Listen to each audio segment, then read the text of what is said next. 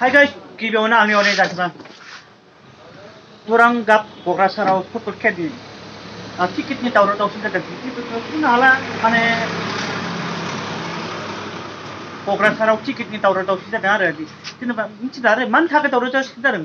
माने बिसोरबो हाबनो मोनादां होननानै बिसोरबो हाबनो मोनादां होननानै आदां गादां जादों आरो टिकेटनि दावराव दावसि जादों आरो मा होनो सासे मानसिया आरो गोजौआव गाखोलायदों टिकेट मोनैखाय दा बेयो आरो बेबायदि मोनाना जाहा ताहा मोना बेबायदि माने बे टिकेटखौ लानानै डाइरेक्ट पुलिसा नायनांगोन माने पुलिसा नायाब्ला बै मानसिफोरा जाहा ताहा थांबाला बै सोरबाया बमा होबाला मा जागोन टाइम बम बमा होबाला मा जागोन बेनिखायनो बेफोरबायदियाव जानला मानला हाबनो हाया बेनिखायनो बे टिकेटखौ लाग्रोनांगोन बे टिकेटआ फ्रि फार्स्ट टाइमाव फ्रि मोनगोन आरो जेनेबा बे टिकेटआ फार्स्ट टाइमाव फ्रि बेनिखायनो फार्स्ट टाइमाव फ्रियाव माने पुलिसा नायग्रोनांगोन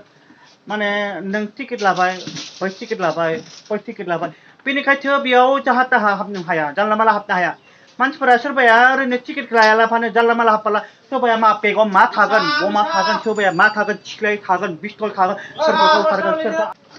सोरहाबा बेयाव पिस्तल थागोन सोरहाबा थिख्लाय थागोन सोरबा बैखौ गावथारगोन सोरबा ओइखौ गावथारगोन बेनिखायनो बेयाव जानला मानला हाबनो हाया बेयाव टिकेटखौ लाग्रोनांगोन माने टिकेटखौ लाग्रोनायनि बेयो पारमिसन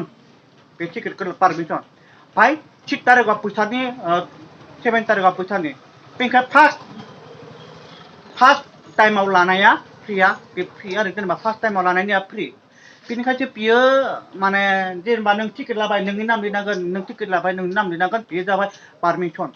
बे टिकेटखौ लायालाबानो जानला मानला हाबबाला बेयो जाबाय सोरबा बम होगोन सोरबाया सिलाय लानानै सोरखौबा बैखौ गावथारगोन सोरबा माबा माबि आयना लायो आरो आयनाजों ओइ मोखाङाव ओरै माबा माबि खालामना होगोन आरो बेनिखायनो बियो टिकेटनिया लानाया पारमिसन बियो टिकेटआ फ्रि आरो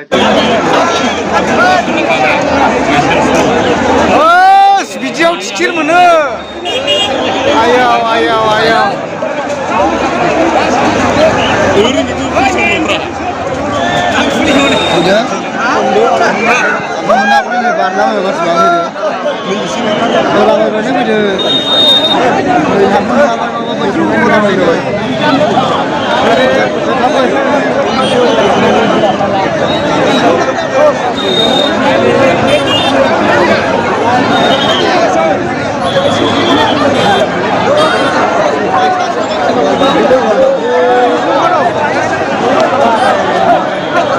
सिंगिया डिस्टार्ब खालामो दे दा मोनाबा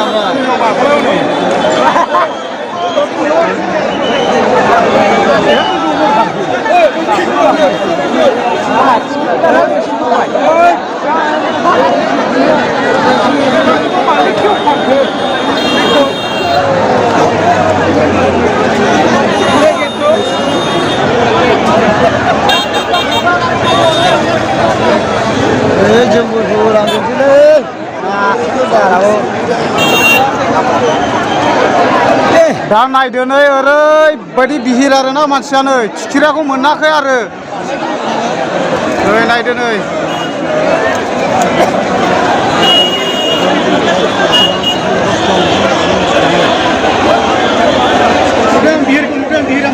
दा बेफोरो गासैबो टिकेट लांनो फैनाय गोजा आरो नै नायनानै लादो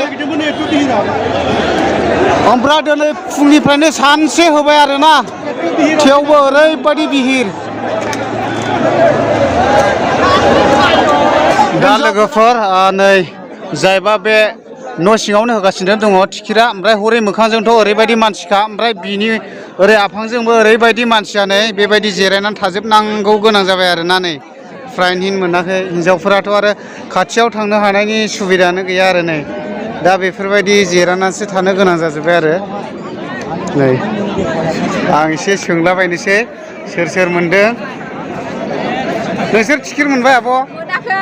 बेसेबां गोबाव गसंबाय थाबावनांगौ आदसा अबेनिफ्राय आब'आ क'क्राझार मिजिं नोगोर आदसा वार्ड नाम्बार 5 फुंनिफ्रायनो नेदों ने फुंनिफ्रायनो नेदों नैबे फिसालाया नायनो गोसोथार आदसा दा बिसोरबो मोनाखै आरोना नै दा बहुद गोबां मोनाखै आरोना नै बेबायदि रेस्ट लानानै थानोसो गोनां जाबाय आरोना दा नै बेबायदि आरो ओमफ्राय टाउनावबो सिलथिप जेरावबो सिलथिप आरोना नै ओमफ्राय आं एसे हानायखिनिखौ सोंबावनि सोर मोनदों सोर मोनाखै दा बेबायदि ओरैबायदि जिरायनानै दंजोबनाङो आरो नै फुरा नै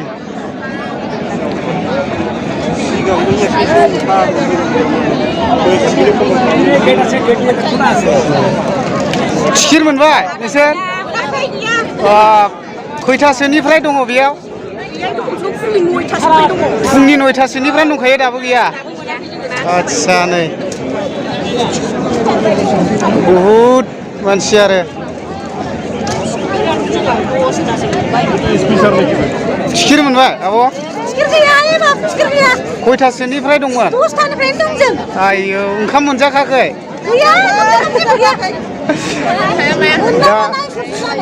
दा बेबायदि आरो फुरा बरथिक जानानै दंजोबो जाय आंनि भिडिअखौ मोजां मोनोब्ला साबस्क्राइब खालाम आरो शेयार खालाम आरो लाइक खालाम आरो कमेन्ट खालाम फैबाय जै बर' हारिनि